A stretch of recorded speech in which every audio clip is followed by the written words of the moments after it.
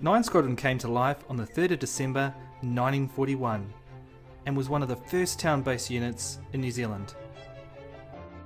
Corporal Eileen Owen from the New Zealand Women's Auxiliary was assigned to 9 Squadron. She was extremely devoted, was instrumental to the founding of the unit, and was affectionately known as the mother of the squadron. 9 Squadron has seen many individuals pass through its doors over the last 75 years. And today we share and celebrate what it means to be part of the Air Training Corps.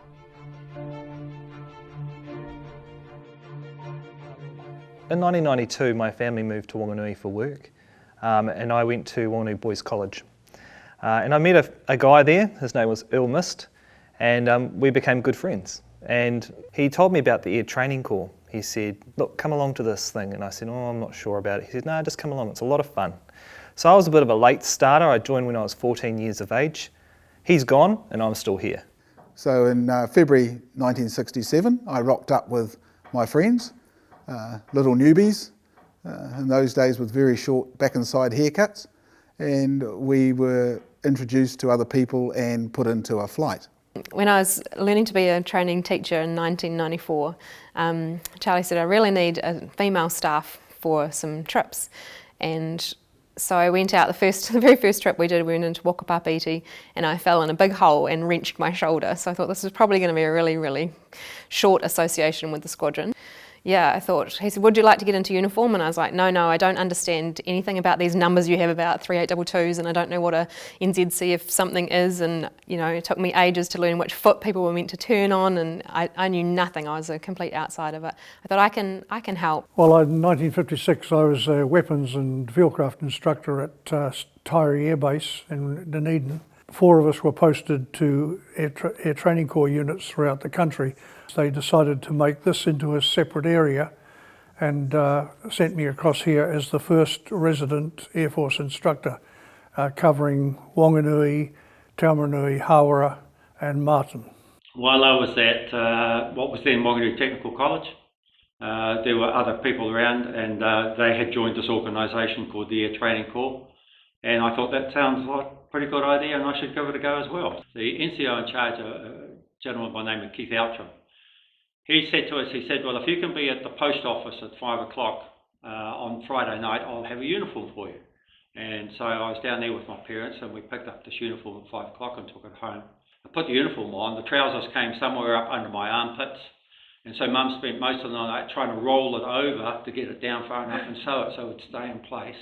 The battle dress jacket came down over my knees and hung somewhere down below there, but somehow we could lift that up and tie the belt in a little bit. And I was pleased as punch. Climbed on the bus on the Saturday morning at 7 o'clock and off to Ohaki we went.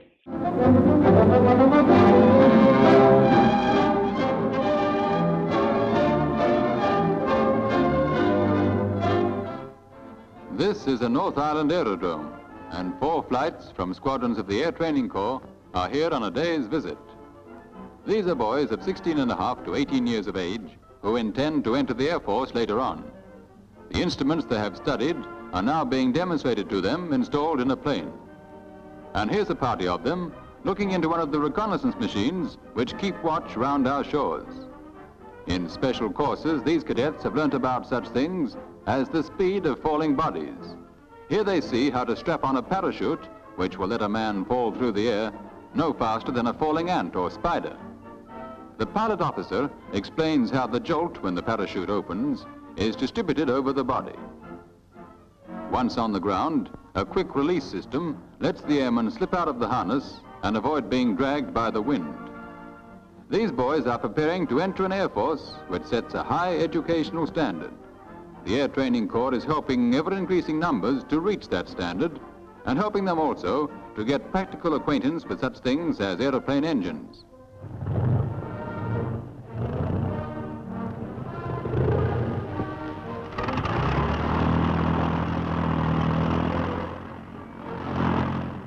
Air Training Corps for boys like these exist in the main centres, some provincial towns, and also as sections of school cadet units. They can in the future become Air Force tradesmen or air crews. according to their special abilities. And when they do come to the Air Force, they will have a good grounding in Air Force and general subjects. Now the day's visit is over, and truck by truck, the flights return home. We used to have an on-base visit for a weekend, and I remember going down, I think 10 Squadron or 32 were short, and so I put up my hand to go a second or third time to an on-base visit. And standing on the control tower, they said, we're going to let a flare off, so they wanted a cadet to put up their hand to let the flare off. So I put up my hand and walked out and was on the little balcony area around the top of the control tower, and they gave me this gun that shot the flare, and they told me to keep my arm really, really straight and stiff, and I didn't. So when I pulled the trigger, the flare went off, and I think it probably missed the spouting of the tower, probably by millimetres, as it took off out into the middle of the air flight strip there. So it was funny looking back. It could have had some disasters as well. I can recall being placed in front of a vampire. I stood in front of that thing all day long, thinking as people passed, they must think I'm the pilot. You know, I was proud as punch. It was great. One of the Army instructors was giving a demonstration of a 2-inch mortar to the boys, and they were in one of the garages with the 2-inch mortar on the ground in front of them, and the instructor said, "Now this is the bomb, the mortar bomb. You just put it down the top of it here, and this little trigger on the side of it here, you're lying alongside it, and you just pull the trigger." And there was an almighty bang, and the bomb went out through the roof of the garage with little pieces of wood falling down on the boys, and some very quiet boys. Apparently what had happened was that somebody had bought this weapon back from Waiouru and left a ballistite cartridge, and nobody had bothered to check it. And about a week went past, and then a little piece comes into Town Topics, and it said, and then of course there was this bunch of gentlemen in Wanganui who decided to celebrate Guy Fawkes early and had nothing to show for it but a hole in the roof. One of my most memorable moments is the 9 Squadron camps, and we go out to different parts of the country and do bush exercises. And I think that's been driven a lot by Squadron Leader Quirk and Mrs. Quirk as well, coming along over the years. And it's something that 9 Squadron's always done, and it's something I've really, really enjoyed. And I remember being in a campsite, and I just let out this almighty scream because I'd gone to go to the toilet in the long drop, and there was this freshwater crayfish coming up with its pincers going at me, and all the staff are like, what? And I was like, yeah, I'm not going. I'm going to wait till I go home.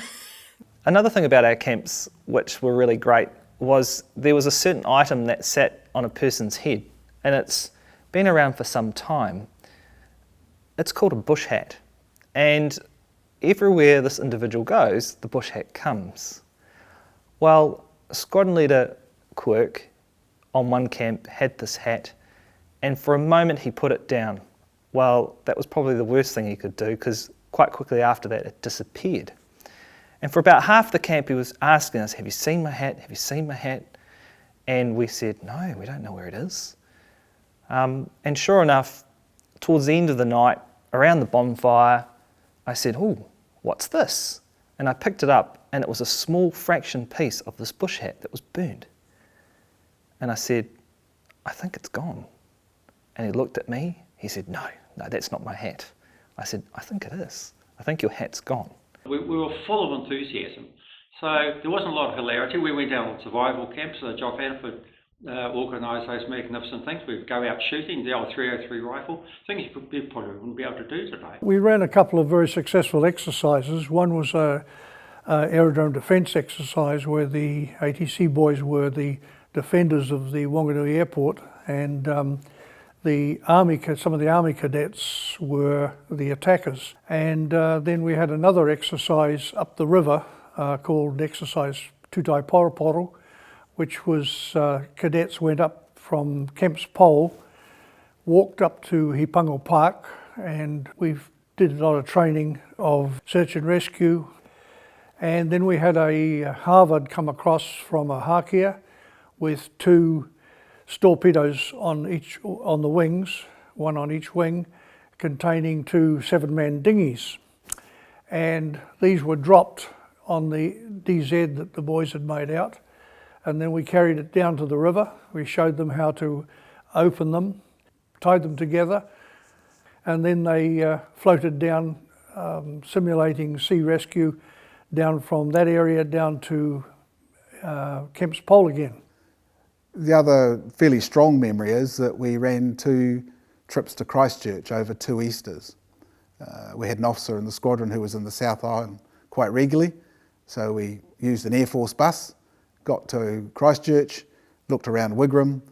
Graham Goldsmith, who's also been interviewed, was at Wigram in those days, so he met us and took us to the Air Force Museum and talked and showed us around the Air Force, around the base as well. 2 very memorable trips. The second one we put together kind of quickly because Wigram was closing, so we knew we had to move quite quick. And again, bus to Wellington, ferry, bus all the way to Christchurch, a long Easter trip, but really, really worthwhile. I think a lot of my memories are tied up with camps and going out into the Waitota and things like that. And as the female staff and first aider until Joe, I used to have to deal with all sorts of interesting issues in the middle of the night. But one of them that was definitely lucky that I was there as a girl was a young lady who had crawled across a wasp's nest in a night infiltration, and she was ripping her clothes off. I'm like, no, come to the officers' area quickly. And there's most of those things are good memories of cadets doing stuff, but a lot of it's tied up with having to figure out how to walk someone out that's cut their hand or something like that. So they're a bit scary sometimes to deal with, but we always got through. But yeah. Other memories, of course, were around 25 years ago when the 50th anniversary, there was a relay throughout the country. So there was 5 batons started in various parts of the country and all ended up in Wellington. And the purpose of that was cadets raising money for young people for canteen, for child cancer. We picked the baton up on the outskirts of Whanganui, ran it into Whanganui and ran it to Ohakea and then on to Fielding, where we passed it over to 32 Squadron. A large number of cadets involved in that running of the relay, the baton. I remember as a flight sergeant, we joined with number 21 Squadron in Masterton and walked 50 miles. 5 of us from 9 Squadron, we drove down there, walked through the night, 20 hours solid walking, 50 miles, and then drove home on the Saturday night. And then, so that was about 38 hours without sleep. And I think as a young person of 17 or so, it taught me a lot about myself, of how to push through. Because I remember sitting there with my feet up against a fence thinking, I've come this far, I'm not giving up now, as my friends dropped out along the way. So of the 5 of us that went, there was only 2 of us that made the 50 miles. I saw an opportunity for bringing in a flight simulator from the Netherlands to help give opportunities, irrespective of background, to try flight, and did this in a controlled environment, and it also at low cost too. So that was really exciting, and I used a lot of my business skills that I use in my civvy life to help that and implement that. To ship a flight simulator in a crate on a ship across the seas and import it through customs and get it into our simulator room with the 9 Squadron was quite an interesting experience. And then a little bit later, I was lucky enough to pick up an ATC flying scholarship, which really reinforced my desire to go flying. And we went down to Wigram again for 2 weeks. There were 4 of us on that scholarship course, and we learned to fly the Oster with the Central Flying School. And so that got me really underway. And those things, great opportunities, and stick with you forever.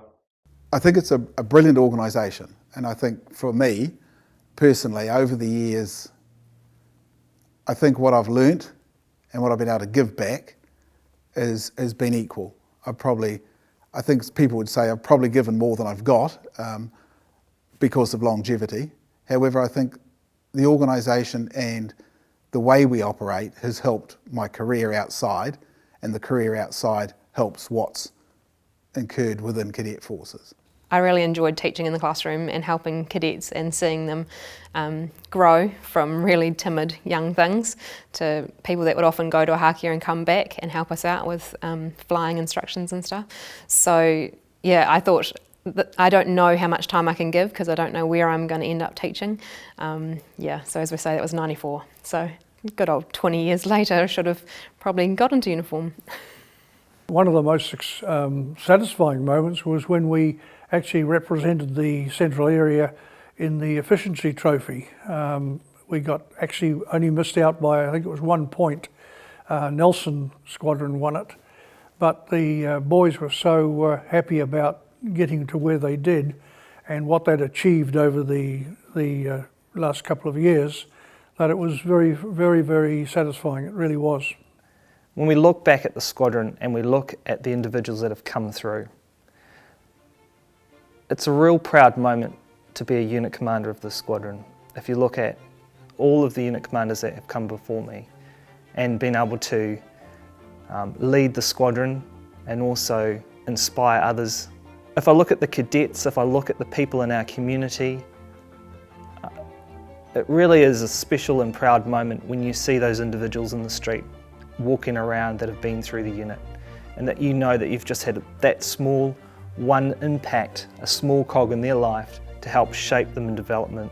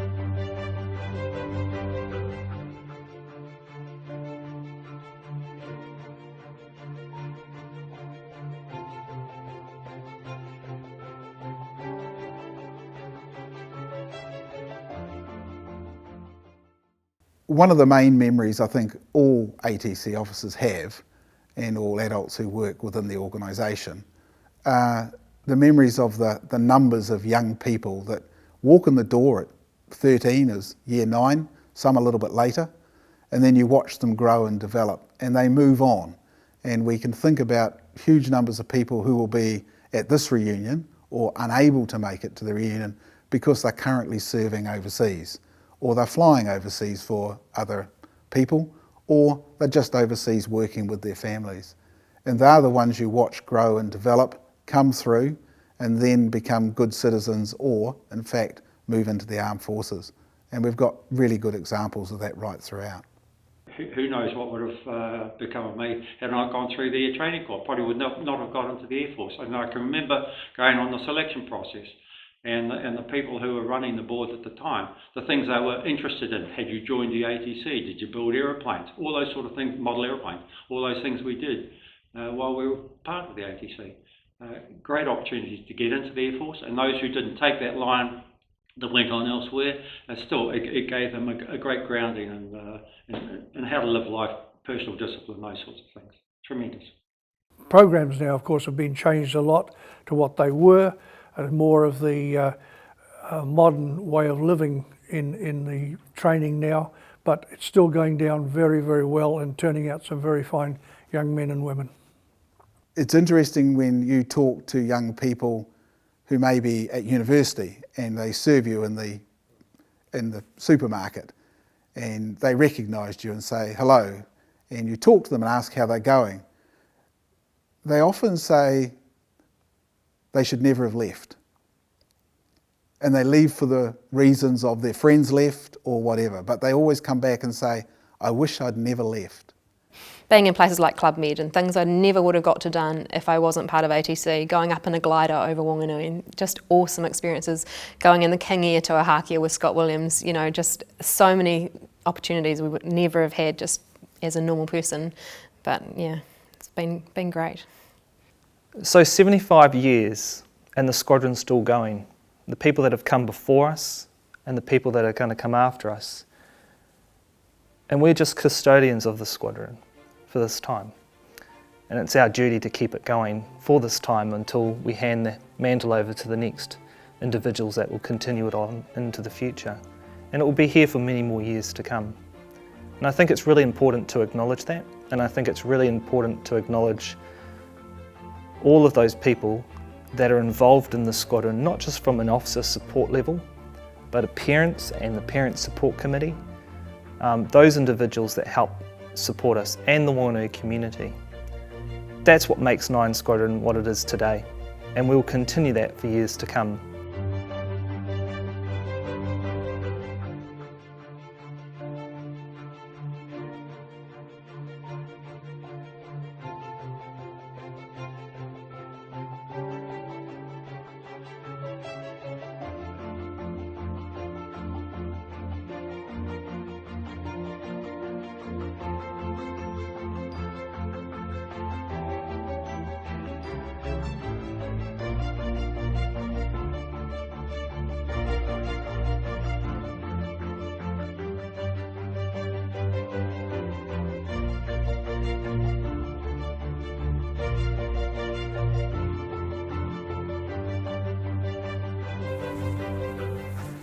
All right, we're ready.